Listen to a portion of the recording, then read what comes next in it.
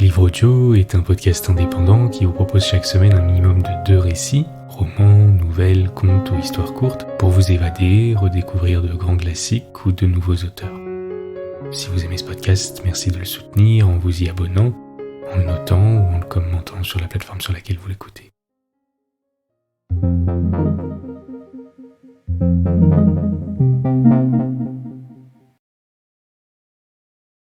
Le roman de Colette, Martefiel. Colette Tiguel attendait l'autobus. Elle était ouvrière chez Madame de Boral, grande couturière, et elle retournait chez elle. C'était une jeune fille jolie, aimable et sérieuse de surcroît. Ordinairement, elle revenait en compagnie d'une de ses amies d'enfance, ouvrière dans le même atelier, mais ce jour-là, une belle fin d'après-midi de mai, sa compagne ayant eu une course à faire, l'avait laissée rentrer seule. Autant Colette était affable, autant Marcel, son ami, était affligé d'une humeur fantasque. Toujours mécontente d'elle et des autres, elle aimait à répéter que rien ne lui réussissait. Elle était orpheline et vivait chez une tante pauvre où tout lui déplaisait, la tante comme le logis. Elle n'avait comme distraction les dimanches que d'aller de temps à autre chez des cousines riches qu'elle appelait les perruches. Sa tante en était férue. Leur richesse lui en imposait, et les dîners où elles étaient conviées parfois lui paraissaient des festins somptueux. L'autobus n'arrivait pas et Colette aurait voulu que son amie fût là pour que le temps lui parût moins long. Elle était d'autant plus gênée qu'un jeune homme la regardait avec une insistance qu'il essayait cependant de dissimuler. Des personnes s'en allaient, lasses d'attendre, mais Colette ne désespéra pas. Le jeune homme non plus. Il finit par se rapprocher et lui adressa la parole. « Ces autobus, quand ils sont exacts, on ne songe pas à les féliciter, mais dès qu'ils sont en retard, tout de suite on les maudit. »« C'est bien vrai, » répliqua Colette en souriant. Elle ne se doutait pas de la grâce de son sourire. « S'il n'y avait pas que le préjudice du repas, » reprit le jeune homme revenu de l'éblouissement que lui avait causé le sourire, « mais cela m'est en retard pour le bureau. Et pour reprendre mon aiguille chez ma patronne. Enfin, on jouit du beau temps. Oui, c'est une compensation. » L'autobus survint. Colette y monta prestement, suivie par son compagnon de hasard. Il s'assit près d'elle. Nous avons mérité un siège après cette pause. Un petit silence, puis Colette murmura. « Qu'il ferait bon à la campagne. » « Vous n'y allez jamais le dimanche ? » ?»« Une fois par an peut-être, mais nous n'y connaissons personne. Et c'est assez fatigant de n'avoir pas un coin où se reposer librement, un jardin par exemple, où l'on pourrait être un peu chez soi. J'ai mes parents et 3 frères. Déjeuner sur l'herbe au milieu d'inconnus, ce n'est pas tentant. Il est évident que c'est un déplacement qui constitue une fatigue. Oui, on perd tout le bénéfice de l'air. Me voici arrivé. Au revoir, monsieur. Au revoir, mademoiselle. Colette ne parla pas à ses parents de cette rencontre assez banale et de ses propos à bâton rompu. Elle dîna gaiement en compagnie de tous les siens. Ses frères, dont l'âge variait de 12 à 17 ans, se chargeaient d'apporter de l'animation. Elle-même venait d'atteindre 20 ans. Le lendemain, elle fit le trajet avec son ami Marcel, qui lui raconta que Léonie, une des ouvrières, lui avait proposé son cousin en mariage. C'était un cultivateur non dégrossi qu'elle voulait absolument placer parmi ses compagnes dans une intention serviable. Elle ne parlait que du retour à la terre et elle pensait qu'enlever une Parisienne à l'anémie, à la chlorose et à la phthisie était une bonne action. Mais aucune de ces midinettes élégantes ne voulait de ce prétendant. Les 2 jeunes filles riaient en commentant cet épisode. Au moment de se séparer, Colette dit « Tu viendras dimanche ? Non, ma tante veut aller chez ses cousines et je suis obligée de l'accompagner. Il faut que je sois prudente, car il y a l'héritage de ces demoiselles qu'il ne faut pas perdre de vue. Alors, amuse-toi bien, quelle ironie! Je m'ennuie affreusement entre ces 3 dames. » « L'argent est dur à gagner, » riposta Colette en riant, faisant allusion au fameux héritage. Pendant quelques jours suivis, les 2 amies revinrent ensemble, puis un soir, alors que Marcel était resté chez elle avec une migraine intolérable, Colette revit le jeune homme qui lui avait parlé. Il la salua et dit « Je suis heureux de vous rencontrer. » Elle sourit sans répondre. L'autobus ne se fit pas attendre, et ils y montèrent tous 2. Colette s'étonnait bien un peu de revoir ce jeune homme précisément le jour où Marcel ne l'accompagnait pas, mais elle ne pensa pas plus loin. La conversation s'engagea, comme il sied à des personnes ne se connaissant guère, le beau temps en fit de nouveau les frais. « Je ne me lasse pas de ce soleil, » dit Colette, « et dire qu'il y a des gens qui voudraient déjà de la pluie, ce serait un peu tôt. Ah, me griser d'air pur dans un jardin, non pas dans un jardin public, mais dans un enclos où je serai seule avec ma famille, pour nous détendre bien à l'aise. » Il y eut un silence, puis son compagnon murmura. « Si j'osais... »« Quoi donc, monsieur ? Je vous offrirais bien de passer une journée avec vos parents dans une baraque que j'ai en banlieue. » Colette, abasourdie, le regarda. « Vous dites cela sérieusement ? » « Je suis on ne peut plus sérieux. J'irai trouver votre père et je lui parlerai de ce projet. C'est une maison dont je viens d'hériter. Vous y passerez une bonne journée selon votre fantaisie. » « C'est extraordinaire. »« Vous le croyez ? C'est un petit service bien anodin. Nous sommes des inconnus pour vous. Quand j'aurai vu votre père, je connaîtrai déjà 2 personnes de la famille. Voici ma station. Un peu plus et j'oubliais de descendre. Au revoir, monsieur. » Pendant les quelques mètres qui menaient à son immeuble, Colette croyait encore rêver. Soudain, elle rit en s'avisant que ce serviable jeune homme ne savait rien de son nom, ni de son adresse, pas plus que celle du bureau où son père était occupé. Notre journée de campagne est douteuse, pensa-t-elle. Sa mère était toujours seule quand elle rentrait. Ses 2 plus jeunes frères étaient à un cours jusqu'à 19h et l'aîné dans un garage. La jeune fille n'attendit pas une minute pour dire « Ah, maman, quelle bizarre chose m'est arrivée. »« Quoi donc ?» Colette narra l'épisode que sa mère prit avec gaieté. « Quelle bonne histoire. Je me demande ce que ton père en pensera. Moi, cela ne me déplairait pas du tout, cette partie de campagne, pourvu que je puisse m'asseoir et m'abriter. Et puis, cela vaudrait la peine de se déplacer pour un jour entier. Que va dire ton père? Que c'est amusant. Il est bien le jeune homme? C'est la Providence qui a mis cet autobus en retard et vous a ménagé une nouvelle rencontre. » « C'est vrai, » répliqua Colette, songeuse.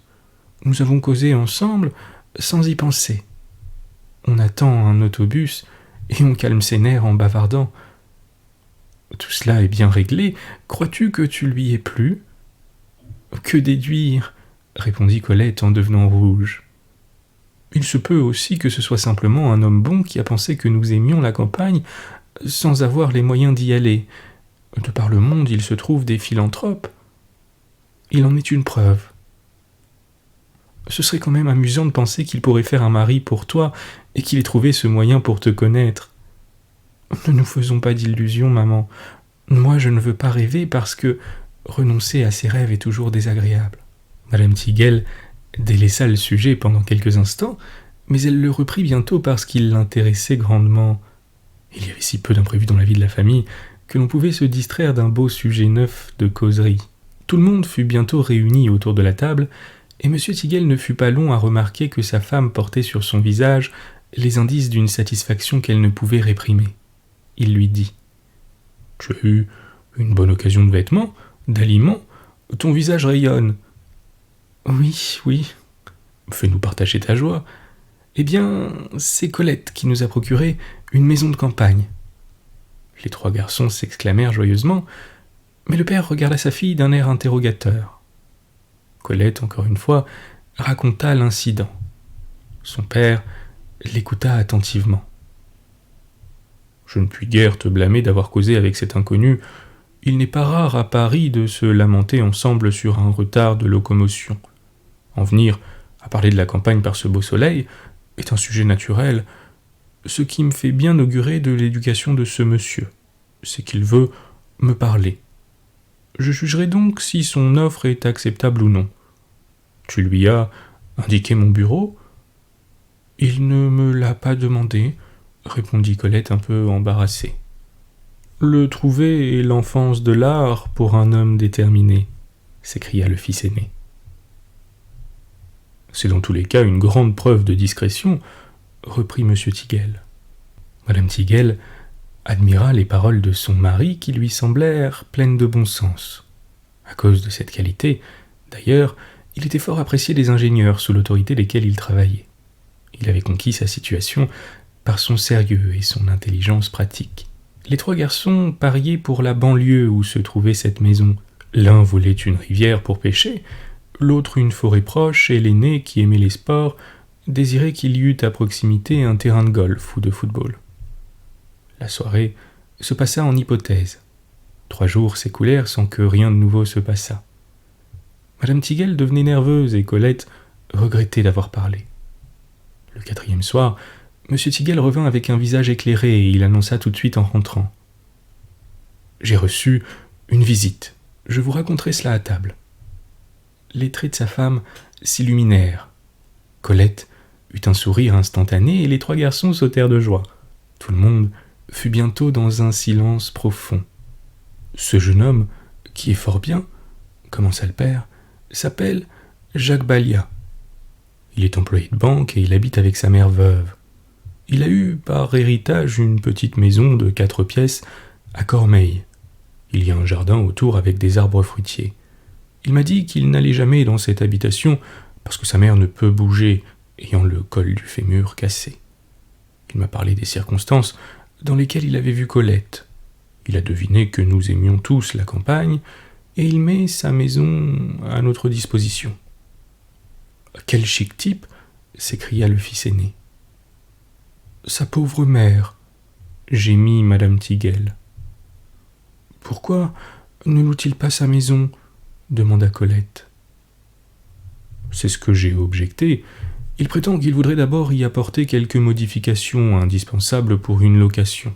Alors, en attendant, il nous en offre l'agrément. »« Et est-ce que nous irons ?» demanda Madame Tigel. « Aussitôt que j'aurai pris des renseignements. » Il y eut un silence. Madame Tigel prévint que l'on pouvait se risquer sans inconvénient à accepter l'offre aimable de Jacques Balia. Colette rayonna. La campagne lui parut soudain l'objet de tous ses vœux, et elle se réjouit follement d'y aller. Quand le lendemain elle fit le trajet avec Marcel, celle-ci remarqua l'épanouissement de toute sa personne. « Décidément, tu me caches quelque chose, lui dit-elle. Ce n'est pas la peine de se connaître depuis 20 ans pour avoir des secrets l'une pour l'autre. Je n'ai pas de secret. Allons donc, je vois bien à ta manière d'être qu'il s'est passé un événement. Je ne tiens pas à le savoir, mais j'ai le droit de noter une transformation dans ton attitude. Tu étais d'une gaieté à l'atelier. » Colette se tut. Elle ne se doutait pas que sa joie s'extériorisait autant. Elle se demandait si elle ne révélerait pas à Marcel la cause de sa gaieté, mais elle craignait trop les réactions de sa compagne. Il lui semblait d'ailleurs que c'était un peu tôt. Elle s'évertua à trouver un sujet banal, tout en modérant les élans qui la dominaient. « Tu es tellement absorbé dans tes songeries, dit soudain Marcel, que nous voici à mardi sans que tu m'aies commandé des nouvelles de mon dimanche. » Colette s'écria. « C'est par discrétion, je ne voulais pas te questionner, jugeant que si tu avais quelque chose d'agréable à me raconter, tu me ferais le plaisir de m'en informer. Bon, je t'excuse, je me suis royalement ennuyé. Les 2 perruches étaient à tuer, des chippies à manie. Ma tante était plate comme un tapis et répondait amen à tout ce qu'elle disait. J'avais envie de la battre. Pour ma part, j'ai subi un interrogatoire qui a failli me rendre insolente, mais je me suis tenue en pensant qu'il ne fallait pas compromettre l'héritage. Ces demoiselles m'ont demandé si j'avais une bonne conduite. « Oh, oui, ma petite chère, j'ai eu envie de répondre, et vous ?» Puis il a fallu que je dise si j'allais à la messe régulièrement. J'ai eu ma récompense, un vieux collet d'hermine, jaune comme du citron. Je l'ai accepté en me disant que j'en ferais une doublure. Nous avons eu un dîner excellent et ma tante s'est régalée. Moi, je suis tellement habitué à mal manger que j'ai perdu toute notion du bon. Cependant, tout m'a semblé délicieux. Ce que je ne puis dénier à ces confortables célibataires, c'est qu'elles sont encore de celles qui dînent le soir avec viande et vin. Pas de régime. Leur coup de fourchette est remarquable, et du poulet servi, il n'est resté que la carcasse bien brossée. À la bonne heure. Cependant, j'espacerai ces visites parce qu'en sortant de chez elle, j'ai senti que j'avais 90 ans. Ma tante ira encore dimanche, soi-disant pour montrer un vieux papier de famille. Moi, je prétexterai une invitation. Marcel attendit que Colette voulût bien lui dire « Viens à la maison ». Mais son ami ne prononça pas ces paroles. La pauvre était bien en peine car elle était liée par la perspective d'aller à Cormeilles. Si elle invitait Marcel, elle était tenue de tout lui raconter. Sa compagne la regarda, surprise de ne pas entendre ce qu'elle escomptait. Ce silence la confirma qu'il se passait quelque chose d'anormal dans la vie de son amie. Colette devinait ses pensées et en ressentait un malaise. Marcel lui dit « au revoir » froidement quand elle fut devant sa porte. Tout de suite, Colette raconta son embarras à sa mère. Elle attendait que je la prie de venir à la maison, mais je n'ai pas osé puisqu'il est entendu que nous irons tous à Cormeilles, s'il fait beau. Tu n'as pas été fine, ne pouvais-tu dire que nous allions chez des amis ? Mais elle connaît tous nos amis. On peut en avoir de nouveaux, et c'est le cas. Son imagination va courir. Il arriva que le samedi fut un jour superbe, promettant un non moins beau dimanche. Toute la famille se prépara joyeusement à la promenade du lendemain. « Nous irons à la découverte », dit M. Tiguel. « J'ai les clés en poche ainsi que le plan de l'endroit où se trouve la maison. J'ai le nom et le signalement de celle-ci, et ce sera très amusant. Monsieur Jacques Baillat ne viendra pas nous voir, et nous serons libres. » Il était 20h, l'air était délicieux, le jour pur. On sonna à la porte, c'était Marcel. Elle abdiquait toute fierté et venait demander si elle pouvait venir passer l'après-midi du dimanche avec ses voisins. Il y eut un tout petit silence, mais il fut suffisant pour que la jeune fille sentît le froid qui passait à travers. Madame Tiguel murmura « Nous avons le projet d'aller à la campagne de très bonne heure. »« Oh, que vous avez de la chance !» Un tel regret, un tel désir soulignaient les paroles de Marcel, que Madame Tiguel échangea un coup d'œil avec son mari, puis elle dit aimablement « Si cela te plaît, Marcel, tu peux te joindre à nous puisque tu seras seul. »« Merci, madame, que vous êtes aimable. Vous me voyez ravie. » Colette n'était pas tout à fait satisfaite.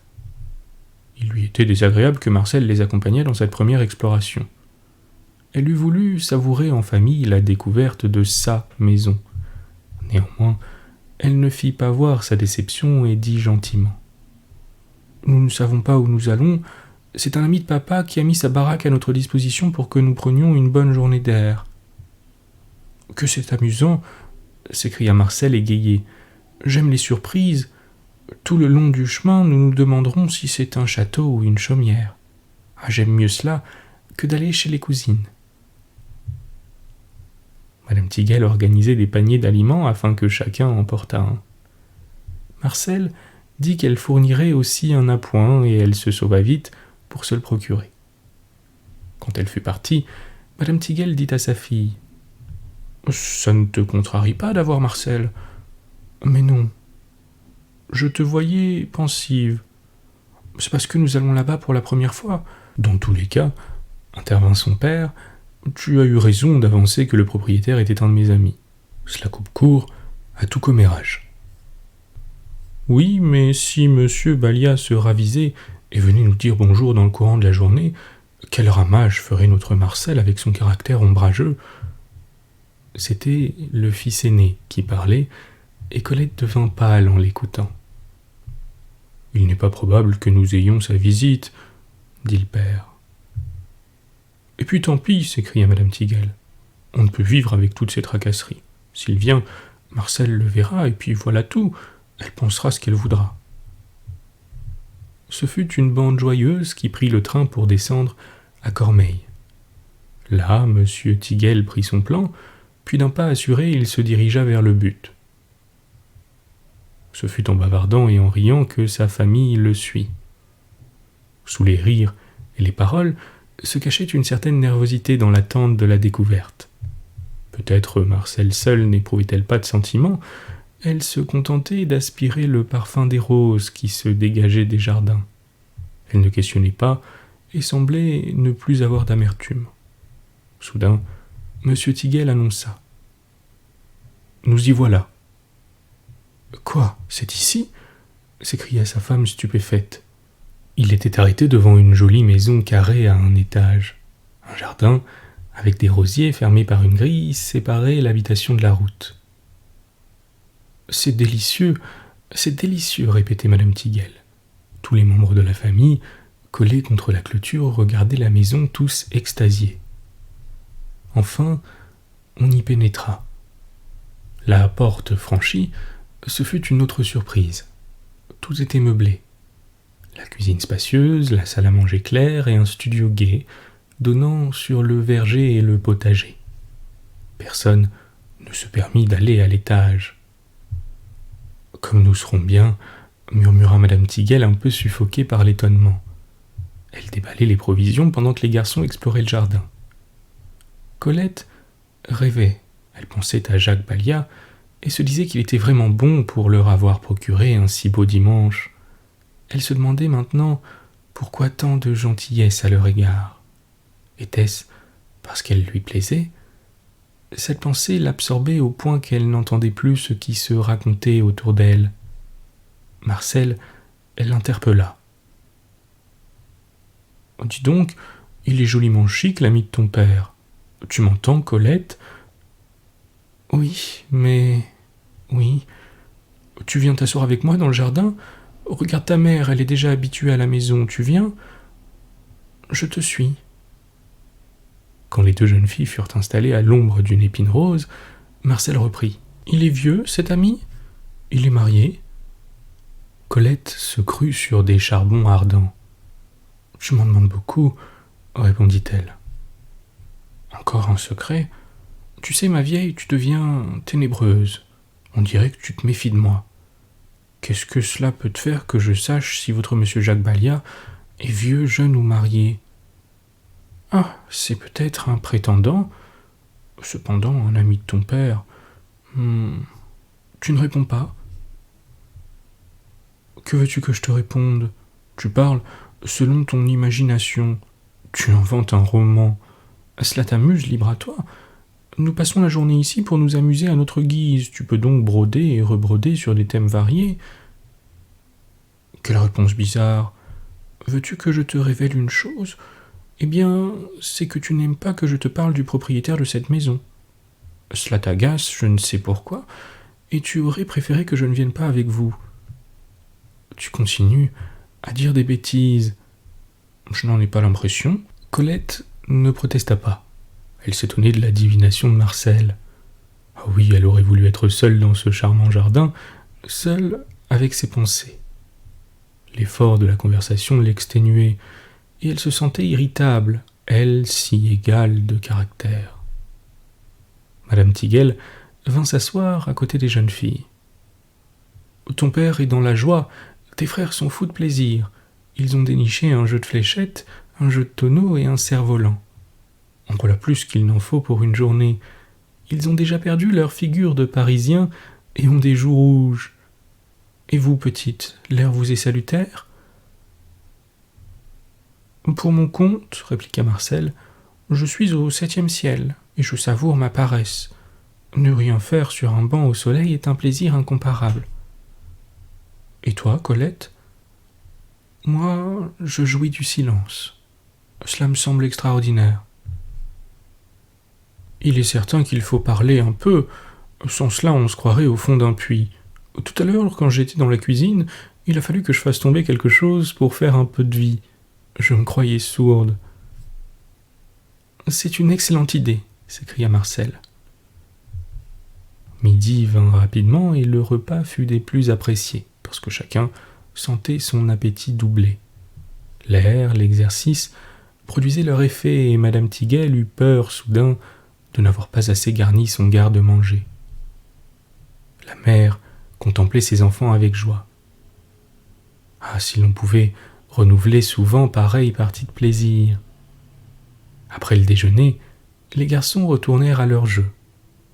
Monsieur Tiguel fuma un cigare en lisant son journal, et les 3 femmes s'occupèrent à remettre de l'ordre. Puis elles rejoignirent Monsieur Tiguel. Alors que les 4 personnages devisaient, quelqu'un s'arrêta devant la grille et Colette pâlit et eut des battements de cœur qui l'empêchèrent de parler. Monsieur Tiguel s'écria. « Monsieur Balia !» Il alla au-devant du visiteur qui lui dit « Je m'excuse de vous déranger, alors que je vous avais affirmé que je ne viens jamais ici, mais une raison impérieuse m'y a poussé cet après-midi. J'ai oublié de vous donner la clé de la cave où se trouve une source. L'eau du robinet de cuisine n'est pas fameuse. Nous n'en avons pas bu, ayant apporté notre boisson. » Pendant que ces paroles s'échangeaient, Jacques Balia se rapprochait du banc et M. Tiguel présenta sa femme et Marcel. Il dit, en désignant Colette, « Vous reconnaissez ma fille, n'est-ce pas, monsieur ?» Les 2 jeunes gens se serrèrent la main alors que Marcel regardait et enregistrait. En elle montait toute une vague de sensations mauvaises. Toute sa gaieté se transformait en colère et en jalousie. Comment Colette connaissait ce charmant jeune homme et le lui avait caché. Elle s'expliquait maintenant son humeur sereine, ses silences, ses rêveries. Ah, elle allait se marier. C'était un beau parti sans doute, parce que le jeune homme se présentait bien.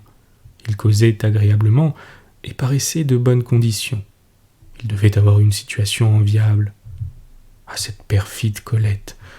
C'était donc pour cela qu'elle ne tenait pas à ce que je vienne.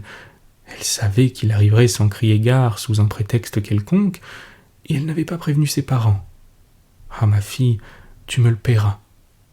C'est pourquoi elle fait cette figure depuis ce matin. Et il la regarde comme il la regarde. Comment l'a-t-elle connue? Elle n'en disait rien, cette fausse amie. Et moi qui lui offrais le cousin de Léonie, j'étais bien bonne. Colette ne se doutait guère des pensées qui remuaient Marcel. À vrai dire, elle ne se rendait compte de rien. Elle était trop émue et elle jetait à la dérobée des regards sur Jacques Balia. Chaque fois, elle s'apercevait qu'il avait les yeux sur elle et cela augmentait sa gêne. Madame Tiguel sauvait la situation. Elle parlait d'abondance, vantant le charme de la maison, ne tarissait pas sur le plaisir qu'ils ressentaient tous à s'y retrouver, et parlait de la mère du jeune homme. Elle la plaignait d'être immobilisée, et elle assurait que ce cas comportait des guérisons rapides. Elle promit d'aller la voir. Jacques Balia répondit que sa mère serait enchantée d'avoir de la distraction et qu'elle apprécierait les attentions qu'on aurait pour elle. Son regard alla de Colette à Marcel, et celle-ci, remplie de sang-froid, répondit d'un ton gracieux qu'elle accompagnerait volontiers ses amis. Jacques Balia la remercia tout en souriant à Colette, dont la timidité l'attendrissait. Il passa là 1 heure, puis repartit, alléguant qu'il ne pouvait laisser sa mère seule plus longtemps, ayant l'habitude de lui consacrer la majeure partie de ses dimanches. Quand il serra la main de Colette, elle s'imagina qu'il retenait ses doigts un peu plus qu'il ne le fallait, et elle en fut contrariée parce que Marcel l'épiait. Quand Jacques Balia eut disparu, un moment de silence s'établit entre les 4 personnes qui reprirent leur place. Madame Tiguel comprit alors que la présence de Marcel était de trop, mais impossible de manifester quoi que ce fût de ses sentiments. Il fallait refouler tout cela au fond de soi jusqu'au retour à la maison, et l'humeur de Madame Tiguel s'en assombrit quelque peu. Quant à Colette, elle restait encore étourdie par cette brusque arrivée. Cependant, une joie s'infiltrait en elle et commençait à déborder de son cœur. Se pouvait-il qu'elle plût à ce jeune homme? Elle aurait voulu que sa mère le lui affirmât, mais elle ne pouvait rien demander devant Marcel. À peine ne pouvait-elle la regarder, parce qu'elle sentait son regard noir se poser sur elle sans bienveillance. Elle devinait sa rancune jalouse et elle connaissait d'avance tous les reproches qu'elle entendrait. Quelle erreur de l'avoir conviée! En voulant faire plaisir à cet esselé, Madame Tiguel préparait à sa fille des scènes navrantes où l'envie, jointe à la jalousie, allait s'exercer. Marcel pensait avec tant d'agitation qu'elle n'avait plus la force de parler. Sa rage croissait. L'hypocrisie de Colette lui devenait de plus en plus évidente, et elle se promettait de la secouer vertement.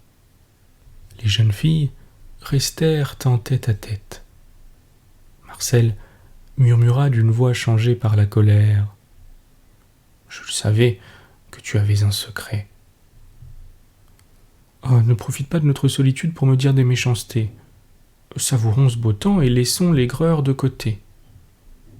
Naturellement, tu te défends en m'attaquant, mais rien ne m'empêchera de te dire ce que je pense de toi. Tu n'es qu'une fourbe. » Colette sursauta. « Et en quoi ?»« En me cachant ce que j'ai découvert. »« Et peut-on savoir ce que tu as découvert ?»« Oh, ne me pousse pas à bout, tu es presque fiancé à ce monsieur Balia, et c'est pour toi qu'il a proposé cette maison à ta famille. Et ta mère ne le connaissait même pas. »« Mon père, tu l'as vu, le connaissait. Où l'as-tu rencontré, cachetière ?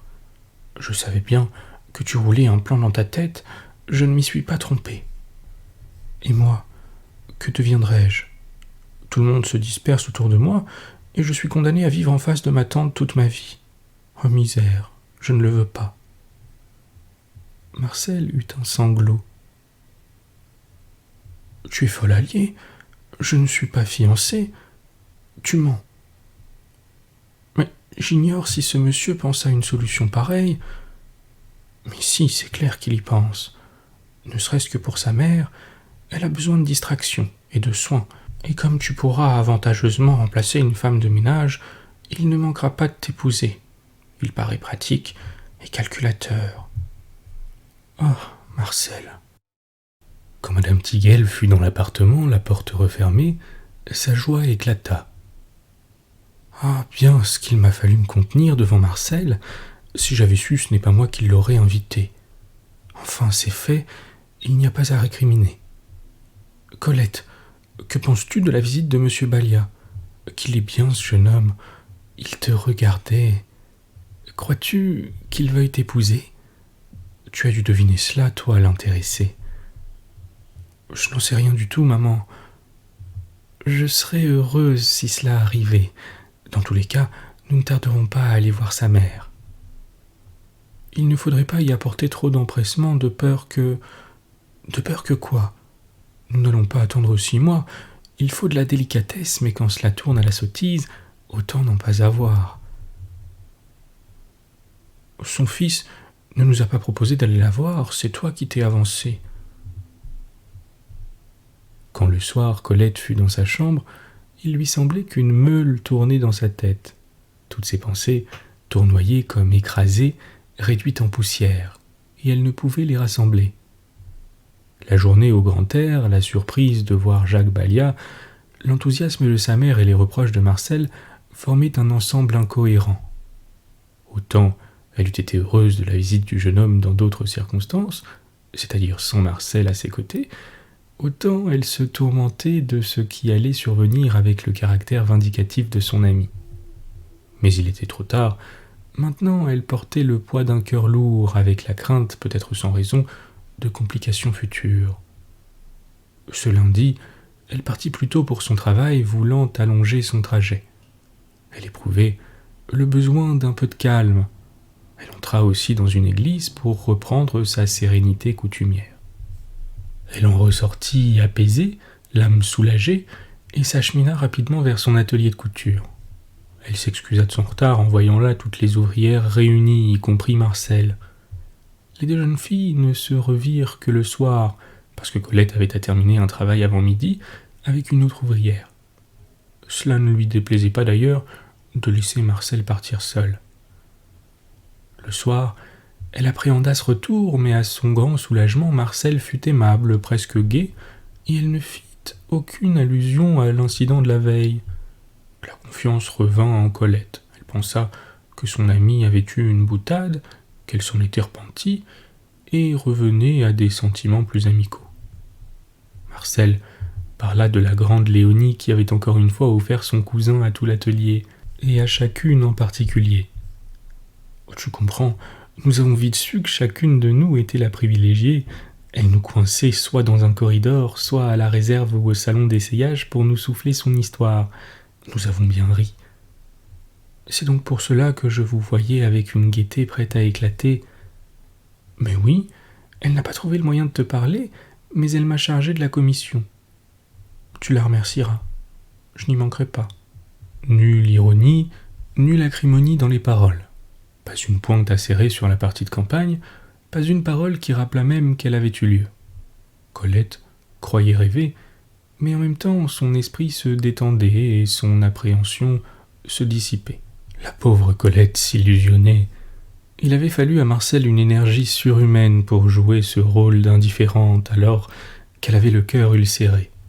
Sa nuit avait été des plus mauvaises et dans son cerveau enfiévré, elle avait retourné les plans les plus fantastiques. Elle en arriva au plus simple déduit de la réalité. Colette n'était pas encore fiancée, sans quoi son attitude eût été différente avec Jacques Balliat. Celui-ci, sans doute, cherchait à se marier et il choisirait celle qui saurait le conquérir. Donc Marcel se trouvait libre de se porter comme candidate. Elle s'y efforcerait de toute son adresse et se montrerait pleine de séduction. N'était-elle pas jolie et gracieuse quand elle voulait s'en donner la peine? Pourquoi Colette au lieu d'elle? Cette dernière ne devait tout de même pas posséder toutes les chances. Une famille la protégeait, tandis qu'elle, Marcel, n'avait rien qu'une tante dont les idées ne cadraient pas avec les siennes.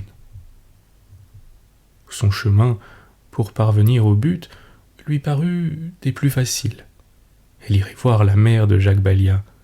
Elle saurait alors se faire valoir, être modeste et fière tout à la fois, accuser un dévouement sans limite et une bonté sans égale. Pour cela, il fallait endormir la méfiance de Colette, être gentil avec elle et ne plus lui parler de Jacques Balliat. Elle se blâmait d'avoir été si violente la veille et se disait qu'elle n'obtiendrait rien en laissant percer ainsi tous ses sentiments, surtout les mauvais qui lui encombraient le cœur. Si quelques remords se glissaient en elle, tout de suite elle les jugulait en se persuadant qu'elle avait le droit de lutter pour son avenir. N'était-elle pas seule en face d'une parente qui ne possédait aucune initiative? Colette n'était pas fiancée, donc elle ne lui volait rien. Si elle l'était, elle, Marcel, l'ignorait et la route se trouvait libre. Il y avait bien la question de la délicatesse morale, mais quand il s'agit de défendre sa vie, l'instinct prime tout. Du moins, en est-il ainsi pour des âmes peu scrupuleuses. Marcel se croyait autorisé à rendre visite à Madame Balliat, du moment que son fils l'avait comprise dans l'invitation collective.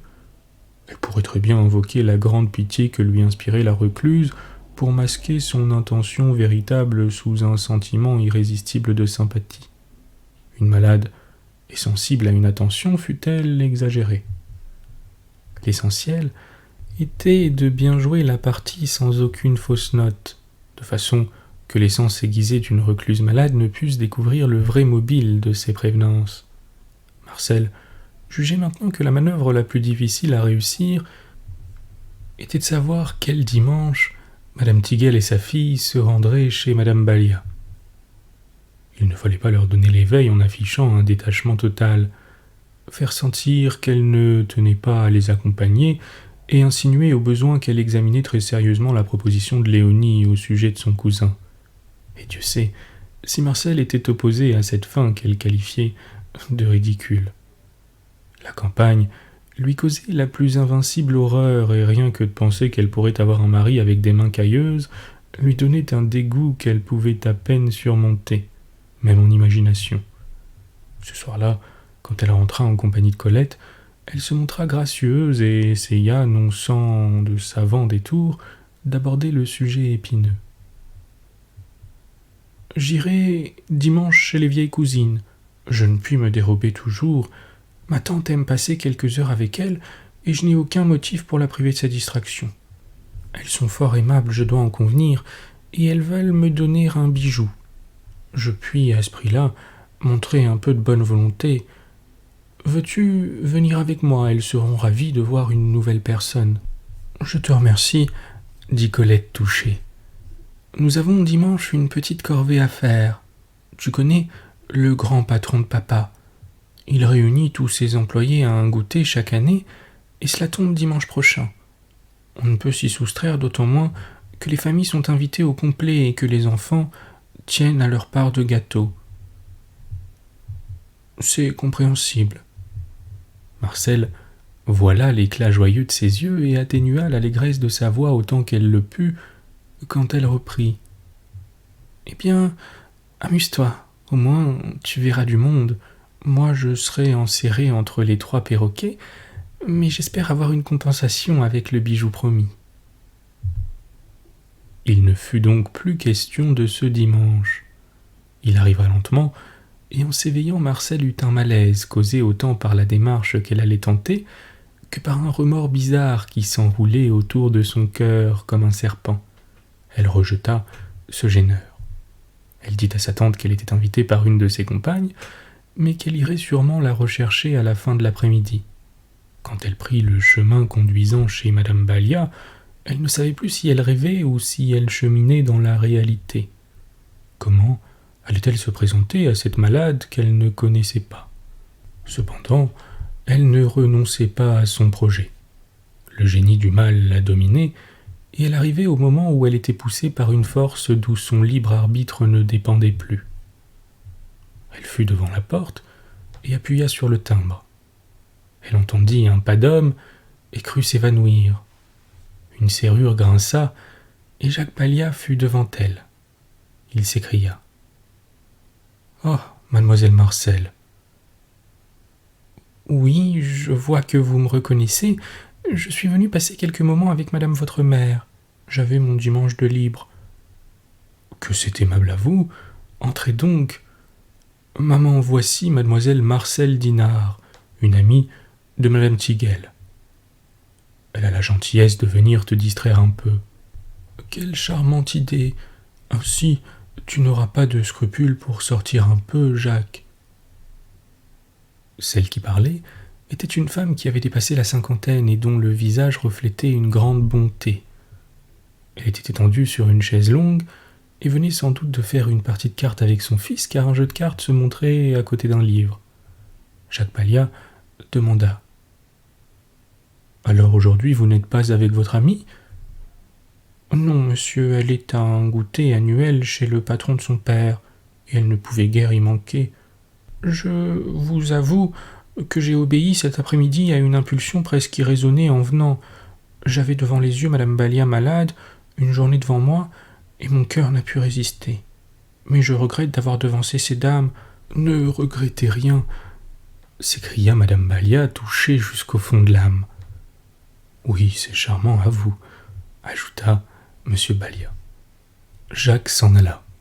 Marcel s'assit à côté de la malade et s'enquit de ses besoins, l'entoura de prévenance, la plaignit et lui insinua non sans adresse qu'une belle fille lui serait d'un grand secours. Madame Balia, toute candeur, toute beauté, se prenait au charme de cette conversation, aux manières de cette jeune fille simple qui considérait le travail comme une vertu et le dévouement comme un apostolat. Marcel se grisait de ses paroles en voyant comme elle était écoutée.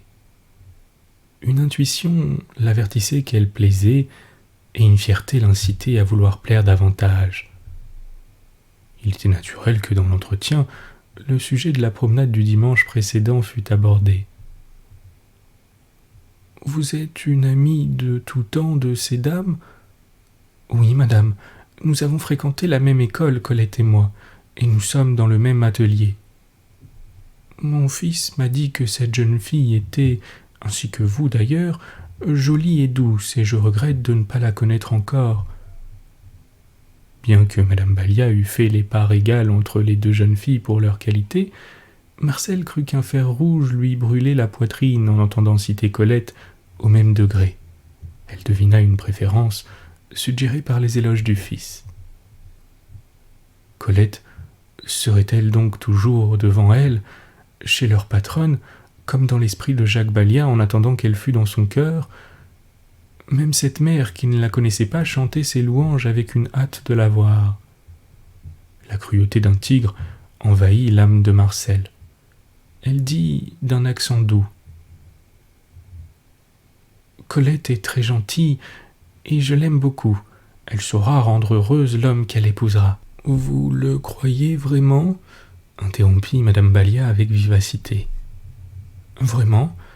Elle est d'ailleurs, sinon fiancée, au moins tout près de l'être. »« Oh, est-ce possible ?» Quel regret sonnait naïvement dans cette exclamation. Marcel lisait clairement dans ces mots que la mère et le fils s'étaient entretenus longuement à ce sujet. La colère gronda dans l'âme de Marcel en devinant que Colette connaissait ce jeune homme sans qu'elle le sût. « Oui, madame, » répondit-elle avec le plus de calme qu'elle put. « Colette va se fiancer avec un agriculteur parce qu'elle aime la campagne à la folie. Elle se réjouit à la pensée de faire de l'élevage, de vivre comme une fermière et d'aller vendre son beurre et ses œufs au marché. Elle est très pratique et nous l'appelons Perrette, mais nous souhaitons qu'elle ne renverse pas son pot de lait. » « Je suis toute surprise de ce que vous me dites. Mon fils me parlait d'elle comme d'une jeune fille élégante et n'ayant pas l'air d'aimer les travaux grossiers. » Marcel ne répondit pas. Elle semblait assommée par ce qu'elle venait de dire. Elle regardait autour d'elle comme si elle s'éveillait d'un cauchemar. Elle se demandait si c'était bien elle qui venait de prononcer des paroles si extraordinaires. Maintenant, elle n'avait plus la force de continuer son rôle. Elle étouffait. Il lui fallait de l'air pour y secouer ces méchancetés qu'elle venait de jeter. Elle avait cru se soulager en se vengeant, et devant ses yeux flottait une brume plus sombre que jamais. Elle se prépara à s'en aller. Comme madame Ballia se récriait, elle expliqua sa hâte soudaine devant retrouver sa tante à une heure convenue, et il était grand temps. Quand elle atteignit la rue et le soleil, elle respira, secouant son oppression. Pendant quelques instants, elle en fut distraite, mais ne put s'en détacher. Elle enviait les passants qui paraissaient heureux et l'âme légère, alors qu'un fardeau pesait sur elle. Madame Ballia ne resta pas seule longtemps. Son fils rentra, montrant un visage illuminé par le bonheur. « Ah, maman, mon cher enfant, qu'y a-t-il? Tu parais bien joyeux, plein d'entrain. »« Je suis plus que joyeux, et mon bonheur est impossible à traduire. Je suis presque fiancé. »« Oh, mon Dieu !» Une inquiétude courut sur le visage de la mère. « Je croyais que tu aimais cette Colette. »« Mais oui, maman, et c'est d'elle dont il s'agit. Mon cœur ne change pas si vite. Je t'avoue que je ne croyais guère la rencontrer aujourd'hui, mais le ciel m'a aidé. Je me suis trouvé à la sortie du goûter auquel la famille est allée. La réunion avait lieu à Lutetia. Je passais justement devant quand les invités sortaient, au nombre desquels j'ai reconnu les Piguel. Je me suis joint au groupe et nous avons fait une promenade. La chère petite Colette a été si délicieuse que je n'ai pas pu m'empêcher de lui faire entendre des paroles significatives. Elles ont été bien accueillies. » La bonne mère écoutait son fils, et une mélancolie l'assombrissait à mesure qu'il parlait. « Et toi, maman, reprit-il, t'es-tu un peu distraite avec mademoiselle Dinard? Tu n'as pas l'air bien gaie, qu'est-ce que tu as? Tu es peut-être fâchée que je me sois avancé sans que tu connaisses Colette. J'ai été un peu vite à ton gré. Je te demande pardon, maman, mais parfois les paroles dépassent la volonté. Je me suis trop pressé. » « Non, mon enfant, je sais que je puis me fier à ton goût. Seulement, je suis surprise par la nouvelle que tu m'apprends. »« Comment ? » ?»« Cette gentille Colette que je m'habituais à aimer à travers tes paroles, je l'attendais avec joie.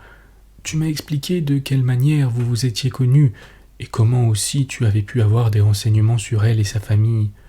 Prudent, tu l'as guettée sans qu'elle le sût, tu étais heureux et tout s'annonçait très bien. Mais aujourd'hui, son ami, cet aimable Marcel, est venu, et comme je lui demandais des nouvelles de mademoiselle Tiguel, elle m'a raconté que Colette était presque fiancée. Presque fiancée? Cria Jacques. Oui, avec un agriculteur faisant de bonnes affaires. Lasse de Paris, elle est enchantée de le quitter et de jouer à la fermière. Je deviens fou. Mon pauvre enfant, il y a là un mystère. Cette Marcel connaît son amie et sait quels sont ses projets. Peut-être ne t'a-t-elle rien révélé parce qu'elle veut réfléchir aux avantages de ces deux parties. Les jeunes filles sont souvent plus pratiques qu'on ne le croit. Non, non, interrompit Jacques. Elle ne m'a rien fait supposer de tout cela. Elle paraissait émue, mais heureuse. Notre accord était parfait et ses beaux yeux me regardaient avec loyauté. Mon petit Jacques, je ne puis que te répéter ce qui m'a été dit. On ne peut inventer de semblables choses. Jacques ne répondit pas.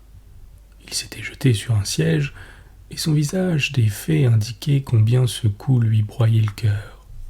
Sa mère remarquait son désarroi. « Mon enfant, je t'en supplie, ne te torture pas. Tu aimes une jeune fille qui ne le mérite pas, voilà tout. Cela arrive à beaucoup de braves cœurs. » Je me retiens pour ne pas aller tout de suite lui jeter son hypocrisie à la face. « Garde-toi de tout geste trop vif, tu t'en repentirais, mon fils. Attends quelques jours, et si tu rencontres mademoiselle Tiguel, tu pourras lui demander des explications. » Je ne veux pas qu'elle se moque de moi. Ne cède pas à un sentiment d'amour-propre excessif. Sache te dominer et patienter, tu n'en seras que plus fort. Patienter, je suis hors de moi. La colère le tenait entre ses griffes, et il ne pouvait s'en détacher car elle le tenait solidement. Cependant, le chagrin fut le plus fort et le terrassa. Des larmes inondèrent son visage, et il gémit sur sa défaite. Son premier amour. Il était renié par celle en qui tout son espoir était remis. Colette, dans sa chambre, était radieuse. Si Jacques ne l'avait pas demandé en mariage officiellement, les paroles entendues ressemblaient à des promesses bien claires et bien fermes. Elle se remémorait les mots si doux qui la berçaient. Ils sonnaient encore à ses oreilles comme un chant dont elle ne se lassait pas. Sa mère entra. « Ah, maman !» Elle raconta son bonheur et demanda. « Je ne rêve pas, n'est-ce pas ?»« Ma petite fille, je ne le crois pas.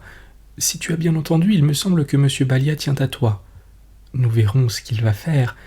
Sois raisonnable pourtant, les hommes peuvent varier dans leurs sentiments. »« Oh non, maman, pas Jacques. » Mademoiselle Tiguel était tellement émue et éblouie que le bonheur de sa fille lui faisait mal, et elle aurait voulu que Colette fût plus paisible dans son espoir. La nuit de Colette fut très agitée, mais le lendemain matin, elle chantait comme une alouette. Elle partit pour son travail dans une allégresse qui l'embellissait encore. Elle souriait aux anges, et elle aurait voulu répandre le feu intérieur de sa joie sur toute l'humanité. La matinée passa comme un rêve. Elle rentra dans sa famille, se croyant des ailes, tellement ses pas étaient aériens. Elle contempla, tout attendrie, le ménage que formaient son père et sa mère. « Il faudra que ce soit ainsi dans notre intérieur, » se dit-elle fermement.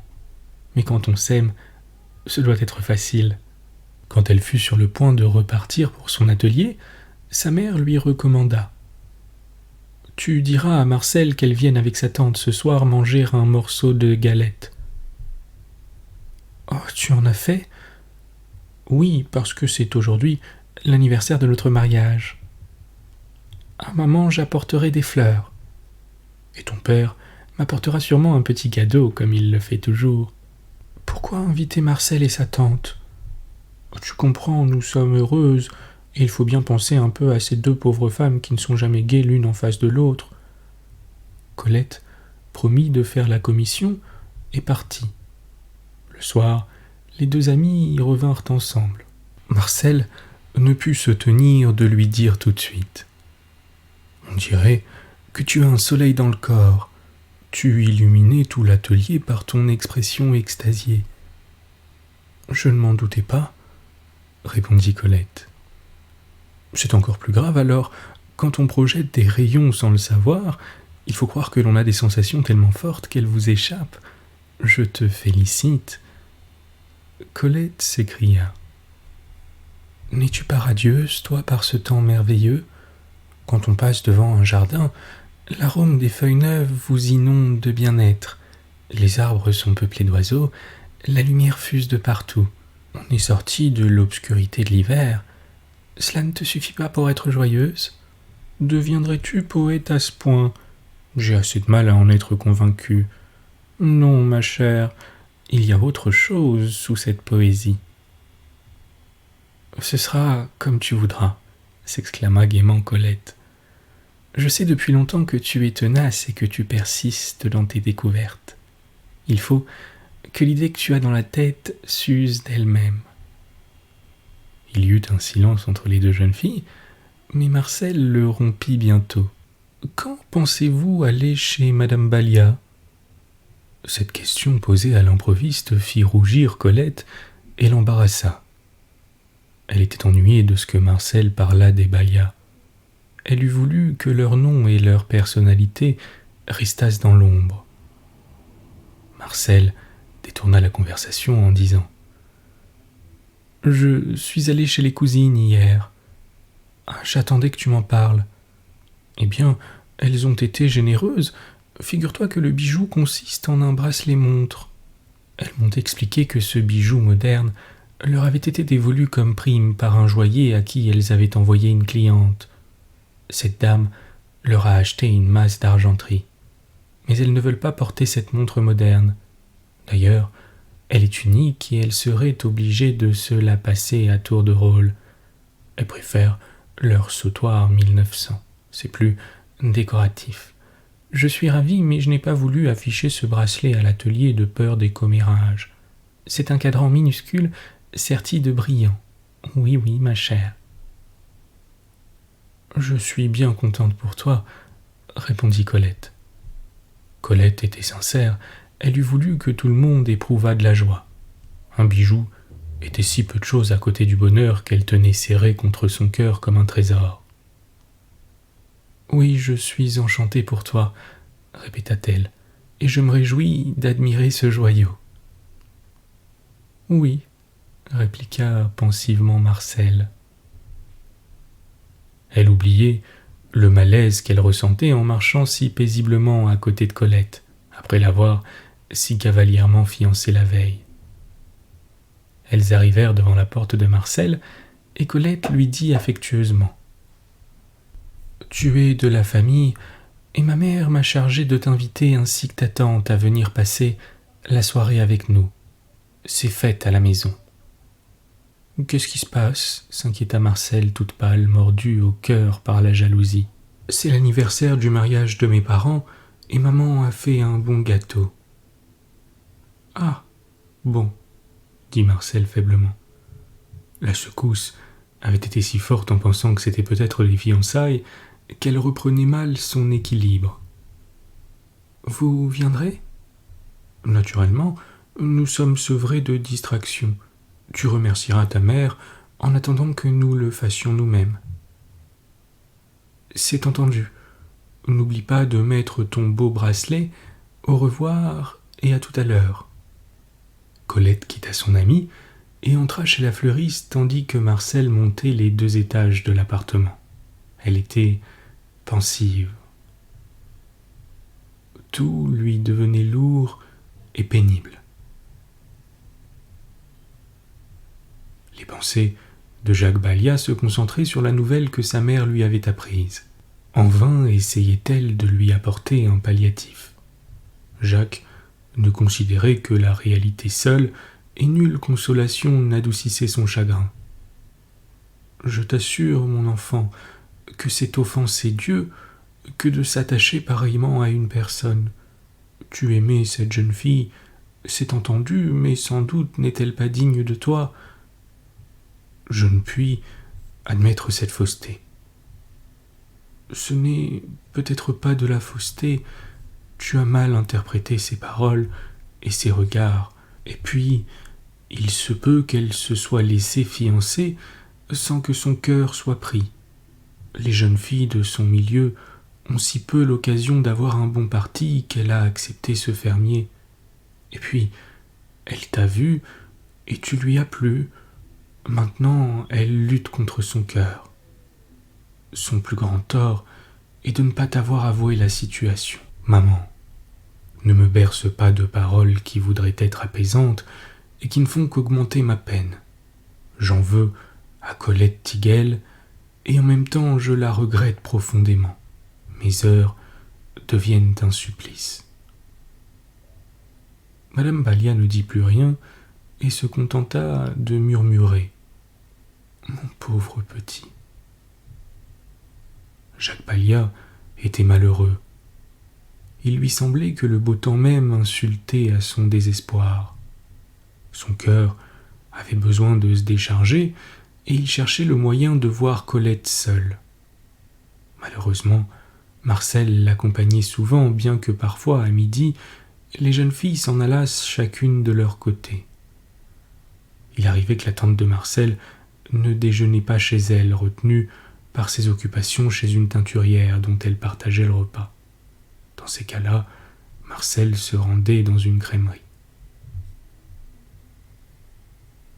2 jours après le dimanche fatal, Jacques se dit « Garder le silence est trop pénible, il faut que je m'arrange pour parler à Colette Tiguel. » Il la guetta, se dissimulant de son mieux dans un café faisant face à la sortie. Il la vit se séparer de Marcel et se hâter vers son autobus. Ce fut un jeu pour lui de la rattraper. Il remarqua son visage radieux et sa surprise émue. « Mademoiselle, seriez-vous assez aimable pour me permettre de faire quelques pas avec vous ? Nous prendrons l'autobus à la prochaine station. »« Mais volontiers, monsieur. » Colette remarqua tout de suite l'air troublé de Jacques Balia. Il ne possédait plus cette aisance souriante qui la charmait tant. À peine si elle osait regarder son compagnon, tellement elle avait peur de ce regard sombre et de cette bouche qu'un pli amer transformait. « Mademoiselle, commença Jacques, vous avez sans doute compris que je vous aimais. J'ai cru que vous répondiez à mes sentiments. Alors que j'étais joyeux, avec un cœur plein de rêves, qu'ai-je appris que vous étiez fiancé. Mon Dieu, murmura Colette dans un souffle à peine distinct. Et avec qui ? Vous poussez l'hypocrisie jusqu'à me demander avec qui ? Poursuivit Jacques d'une voix rauque où la colère grondait. Je vais vous le dire. Avec un certain fermier. Il paraît que la vie des champs est votre idéal et que vous n'aspirez qu'à quitter Paris. Pourquoi ne pas m'avoir prévenu et m'avoir caché vos ambitions ? J'ai cru ne pas vous être indifférent, mais je sais maintenant que votre sourire est aussi trompeur que vos yeux. Et je suis douloureusement déçu, bien douloureusement. Colette était tellement terrifiée par ces paroles que sa gorge ne pouvait laisser passer un son. Elle aurait voulu se défendre, mais le coup se montrait si soudain et si violent qu'elle sentait ses forces l'abandonner. Elle ne pouvait qu'accomplir le mouvement de la marche. D'ailleurs, comment discuter en pleine rue, à proximité du logis familial, et courir le risque d'être entendue des voisins qui rentraient chez eux ? Elle se cramponnait de toute son énergie au peu de courage qui lui restait pour ne pas laisser fuser les sanglots qui lui serraient la gorge. Naturellement, acheva M. Balia, je trouverai vite une jeune fille sincère. Votre amie me plaît beaucoup et j'ose croire qu'elle m'acceptera comme mari. Ce fut le coup de poignard asséné soudain. Colette regarda son compagnon. Il ne vit pas les yeux hagards et implorants. Il ne se doutait pas que le mutisme de Colette provenait d'un excès de désespoir, d'une surprise mortelle. Non, il croyait simplement qu'elle était confondue d'être démasquée et il ne songeait pas à la plaindre. La violence de sa propre déception le rendait cruel sans qu'il le sût. Il la quitta après un salut brusque. Elle inclina la tête et rentra plus morte que vive. Sa famille était déjà réunie et on lui reprocha son retard inhabituel. Elle allégua un mal de tête insupportable en disant qu'elle ne pourrait pas déjeuner. Sa mère s'inquiéta. « Tu souffres à ce point? Tu ne veux rien prendre ?»« Non, merci, maman. » Elle se dirigea vers sa chambre et s'étendit sur son lit où elle resta sans un geste. Elle paraissait si souffrante que sa mère sortit sur la pointe des pieds. Elle avait hâte de voir son monde déjeuner et repartir pour s'occuper plus étroitement de sa fille. 2 heures sonnaient quand elle revint près d'elle. Le visage rouge, Colette paraissait somnoler. Sa mère lui prit le poignet et s'écria. « Tu as de la fièvre, tu ne peux pas aller à l'atelier. »« Non, je ne pourrai pas. Téléphone, s'il te plaît. » Quand madame Tiguel revint dans la chambre de sa fille, elle trouva celle-ci sanglotante. « Ma pauvre chérie, qu'est-ce qui se passe ?» En phrases hachées, Colette raconta la scène subie en ajoutant qu'elle n'avait pu articuler un mot pour sa défense. Elle pensait d'ailleurs que c'eût été inutile, M. Balia paraissait tellement persuadé de sa traîtrise qu'il eût fallu un miracle à ce moment-là pour qu'il crût la vérité. Dans une explosion de désespoir, Colette acheva son pénible récit en apprenant à sa mère qu'il était décidé à se fiancer à Marcel rien que par vengeance. « Avec Marcel ?» cria madame Tiguel. Colette ne répondit plus et parut s'assoupir. Madame Tiguel s'était jetée sur un siège, le corps tremblant. Elle pensa qu'elle ne devait pas rester inerte, mais allait trouver Marcel à l'atelier pour la tancer d'importance. Colette, dans sa fièvre montante, percevait que le mal venait de son ami, mais elle cherchait, sans le trouver, le chemin pris pour que sa compagne arrivât à ce résultat. Puis, fatiguée par cette question obsédante, la pauvre petite tomba dans l'inconscience. Vers 16 heures, il lui sembla qu'elle allait mieux et voulut se lever. Bien que sa mère le lui déconseillât, elle essaya, mais elle s'évanouit au grand effroi de madame Tiguel. Cette alarme passée, la mère pria une voisine de téléphoner au docteur. Il arriva vers 18 heures et sa bonne voix apporta déjà quelque réconfort. Il lui fut expliqué que Colette était entrée avec un grand mal de tête à la suite d'une émotion. Il examina soigneusement la malade, qu'il avait vue toute petite, et dit « Ce ne sera rien, tu vas rester bien tranquille, ma petite enfant, tu as besoin de repos. » Il écrivit une ordonnance, puis hors de la chambre de Colette, il confia à la mère. « Je crains une fièvre cérébrale. Je vais tout tenter afin de l'enrayer. La fièvre est intense, attendez-vous à du délire. Que personne n'entre dans sa chambre. » Il partit, après avoir indiqué encore quelques sévères prescriptions. Quand elle fut seule, madame Tiguel eut un accès de désespoir, elle aussi. De nouveau, elle eut recours à sa voisine, ou pour garder Colette, ou pour chercher les médicaments exigés. La voisine choisit de faire la course et la mère revint près du lit de la malade après avoir composé son visage. Ce n'était pas utile parce que Colette ne la reconnut pas. Quelles heures la pauvre femme vécut, elle maudissait tour à tour M. Balia et Marcel. Ah, si elle avait pu les tenir tous les deux sous ses poings. Cependant, quand la jeune fille vint la voir au retour de l'atelier, elle ne put que pleurer devant elle. « Je viens savoir ce qu'a Colette, madame. J'espère que ce n'est pas grand-chose. »« C'est très grave, » sanglota madame Tiguel. « Elle a eu une grosse émotion, elle ne peut recevoir personne. Elle a le délire. Je ne puis vous parler plus longtemps. À demain. » Ce fut tout ce que put prononcer la mère désespérée. Elle craignait que Colette entendît et elle ne se trouvait pas assez de sang-froid pour s'expliquer posément avec Marcel. Il ne fallait pas qu'elle risquât une accusation inconsidérée pour rendre malade une seconde jeune fille. Marcel repartit le cœur chaviré. Que s'était-il passé? Jacques Balia était-il venu accuser Colette? Une ombre brusque s'étendit dans son âme, une ombre harcelante qui ne la quitta plus. Ah, qu'il était dur de faire du mal, quel remords glaçait le cœur. Combien elle était heureuse 3 jours auparavant lorsque sa conscience était claire. Si Colette allait mourir par sa faute, la voisine de palier rencontrée lui apprit que son amie luttait contre une fièvre cérébrale. Quelle horreur! Que tenter pour la sauver? Offrir sa vie? Faire un vœu? Marcel ne dormit pas. Elle imaginait les souffrances de Colette et aurait voulu les ressentir réellement. Elle se leva, brisée, se demandant si elle ne devait pas courir chez madame Balia pour s'informer de ce que son fils avait pu dire d'irréparable. Mais elle ne pouvait pas, si tôt, si vite, se présenter chez une malade. De plus, il fallait qu'elle allât à l'atelier, et même qu'elle y travaillât double pour remplacer Colette. Elle partit, n'osant pas déranger madame Tiguel.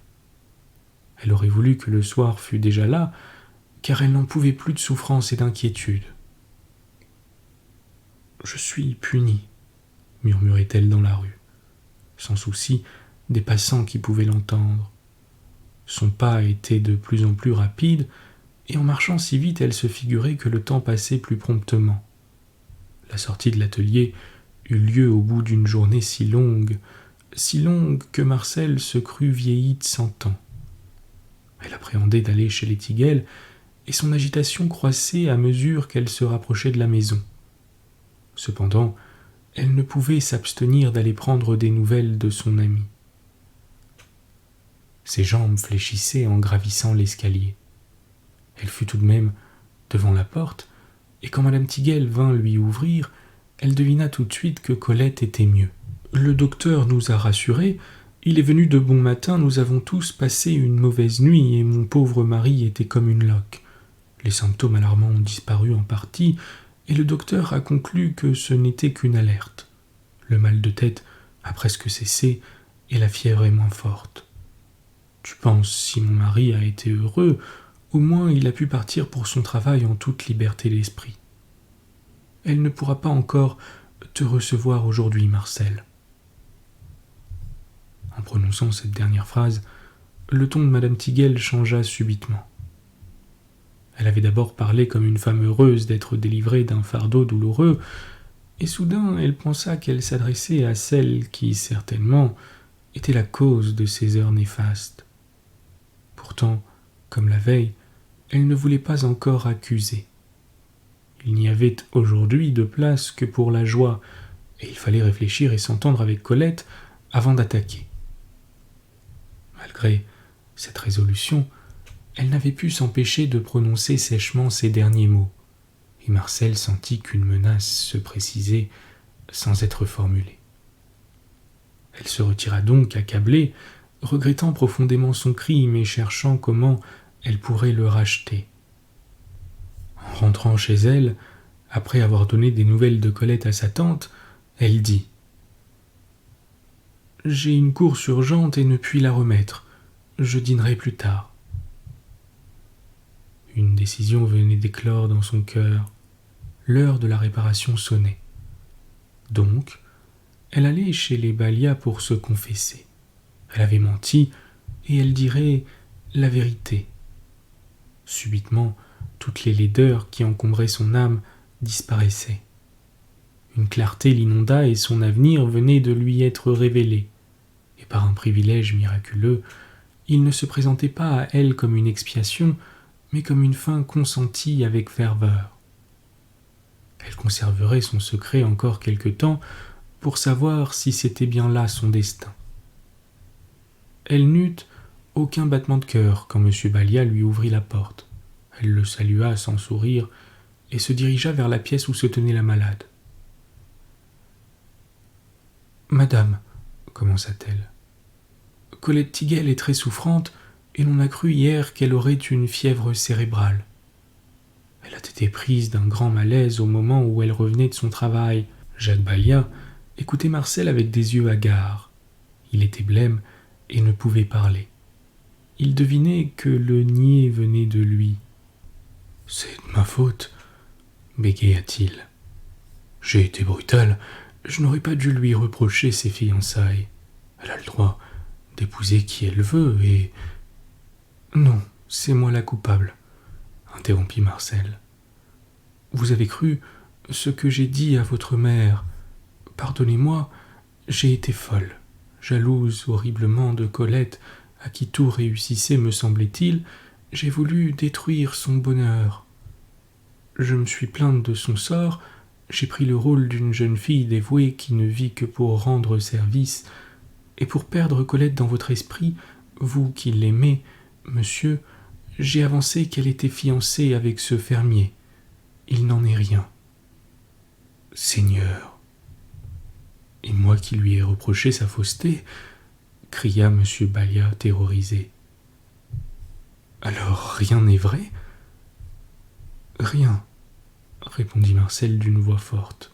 « J'ai conscience de mon atroce méchanceté, et je sais que j'aurais pu porter la mort de Colette comme un lourd fardeau. Dieu a arrêté la marche de la maladie, mais rien ne me la fera oublier. Et si toute la terre veut me pardonner, moi je ne me pardonnerai jamais. »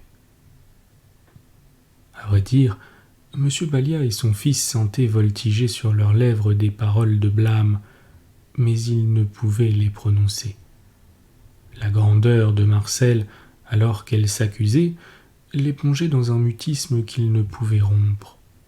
Il devinait qu'elle se rachetait en s'humiliant, et qu'aurait-il ajouté à cette confession que la jeune fille ne s'était déjà dit? L'accablée de reproches, c'était répéter tous ceux dont elle se couvrait. Le mieux était le silence. Quand elles furent parties, la mère dit à son fils : « Elle a eu du courage. »« Oui, après beaucoup de cruauté. Son expression m'a surprise. Elle paraissait si haute, si peu humaine. Je suis sûr que dorénavant, elle se consacrera à des œuvres de rachat. » Mais Jacques n'entendait plus. Il revoyait le pauvre petit visage de Colette se décomposant sous la véhémence de ses reproches. Il comprenait pourquoi elle ne pouvait se défendre. Elle souffrait trop. « Je crois, » lui conseilla sa mère soudain, « que tu devrais faire un saut jusque chez les Tiguel. Tu diras à cette mère combien tu es désespéré d'être la cause involontaire de ce drame. Que je suis désolé, cette malheureuse petite qui aurait pu mourir. »« Oh maman, ne m'accable pas, cette Marcel, et je n'ai pas pu lui crier ma colère. »« Oui, pourquoi étions-nous sans force devant elle ?» Un silence tomba entre la mère et le fils. Puis au bout de quelques secondes, Madame Balia murmura : « Va vite, mon enfant. Il faut rendre la paix à cette jeune fille. Une nuit de souffrance est une éternité. » Ce n'était pas sans effroi que M. Balia allait affronter les Tiguel. Comment s'expliquerait-il ? Il se recueillit un moment avant de sonner. Ce fut Madame Tiguel qui vint lui ouvrir. « Oh !» s'exclama-t-elle. Dans l'antichambre, car il ne pénétra pas plus de crainte que Colette entendit, il résuma la visite de Marcel. Madame Tiguel comprit tout. Il termina en disant : « Je regrette d'avoir été aussi impulsif. Que mademoiselle Colette veuille bien me pardonner, toute ma vie ne sera pas de trop pour faire oublier ma cruelle vivacité. M'accorderez-vous tout de même la main de Colette ? » Madame Tiguel était fort émue. La demande de Jacques, la révélation de l'aveu de Marcel, le repentir du futur fiancé après la terrible émotion éprouvée, dépassaient ses forces. Elle répondit tremblante : Ce sera à Colette de se prononcer. Revenez dans quelques jours, monsieur. Sans doute pourra-t-elle vous recevoir, parce que le docteur venu encore tout à l'heure nous a confirmé l'espoir de ce matin. » Il s'en alla, le cœur moins meurtri. 4 jours passèrent, durant lesquels la santé de Colette s'affermit. En revanche, elle fut peinée des menées de Marcel, car bien qu'elle la sût jalouse et vindicative, elle était loin de se douter que sa nature la pousserait à de tels excès. Aussi, quand Marcel revint un soir pâle et repentante, elle ne put lui adresser le sourire avec lequel son affabilité l'accueillait toujours. « Pardon, » murmura son ami. Ce seul mot fut dit d'un tel accent que Colette la regarda sans pouvoir répondre.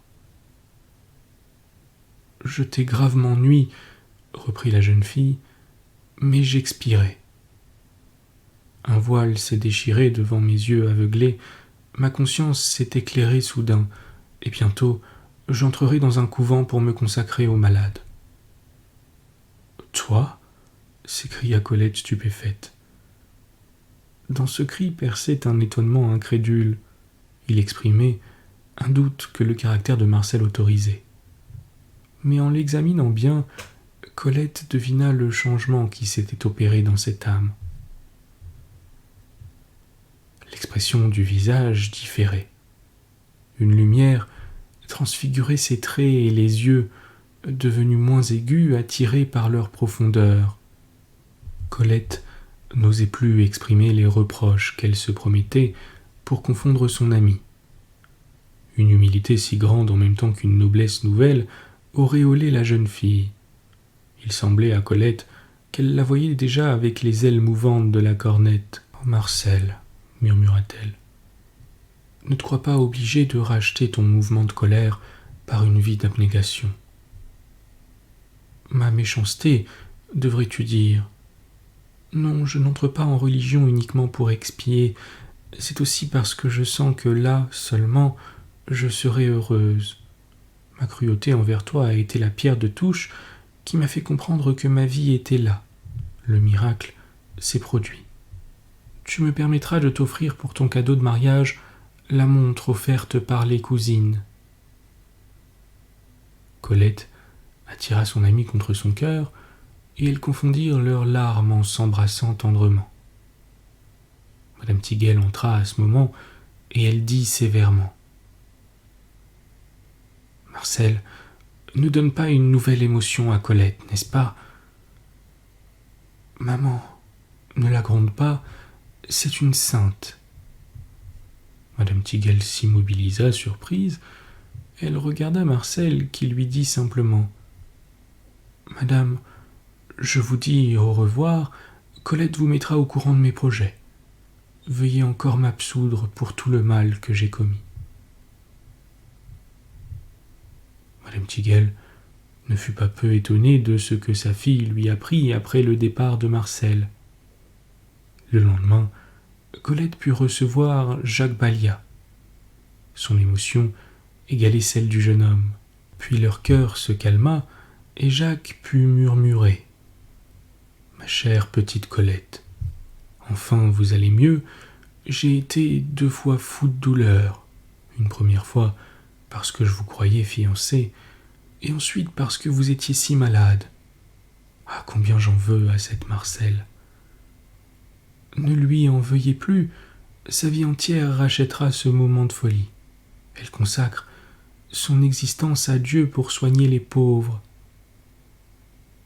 Jacques Ballia se souvint alors de l'attitude de la jeune fille, cette attitude étrange qui leur en avait imposée, comme si un reflet de sa vie austère la revêtait déjà. Cependant, Jacques ne s'appesantit pas ce jour-là sur cette vocation expiatrice. Son amour inquiet sollicitait des précisions qui le concernaient, et il demanda timidement : « M'accepterez-vous encore pour mari ?» Elle le regarda de ses yeux doux consentants et lui tendit la main. Il baisa cette main affinée par la maladie. C'est ainsi que leurs fiançailles se conclurent.